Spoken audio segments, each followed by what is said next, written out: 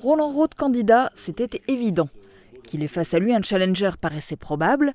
Aucun ne s'étant manifesté à l'appel du doyen de l'Assemblée, Jean-Paul Schmitt, c'est le conseiller municipal d'opposition de Sarreguemines, François Bourbeau, qui s'est lancé.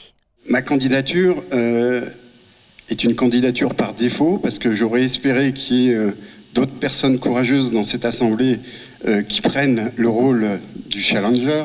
Mais j'estime qu'en démocratie, il est important qu'il y ait un combat d'idées, un combat de projets, et qu'on offre aux citoyens une opportunité et l'alternative à une politique qui est menée ici depuis de nombreuses années.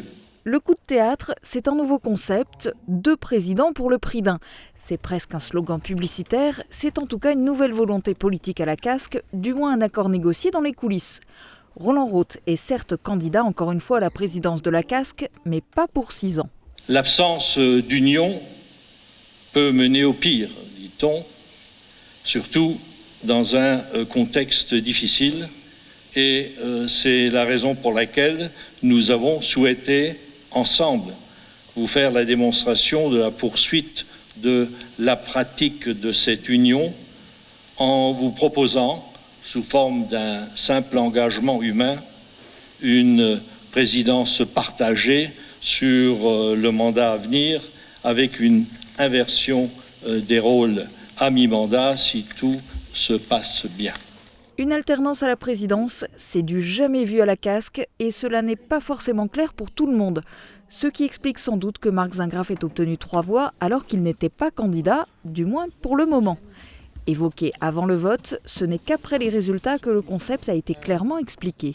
Le président deviendra premier vice-président et le vice-président deviendra président si vous le souhaitez, puisque c'est la salle, donc c'est l'Assemblée qui aura au final la décision dans leur bulletin de vote, puisque ça passera par un vote. Évidemment, je n'étais pas candidat précédemment, mais peut-être qu'à l'avenir, certains pourront effectivement voter quand je serai candidat. Merci beaucoup. En attendant, c'est Roland Rauth qui a été élu président avec 64 voix sur 78 votants. François Bourbeau a obtenu 3 voix.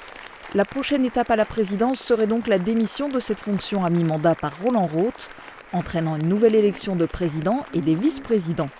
Affaire à suivre dans 3 ans. Dans l'immédiat, les élus communautaires devaient élire les 15 vice-présidents.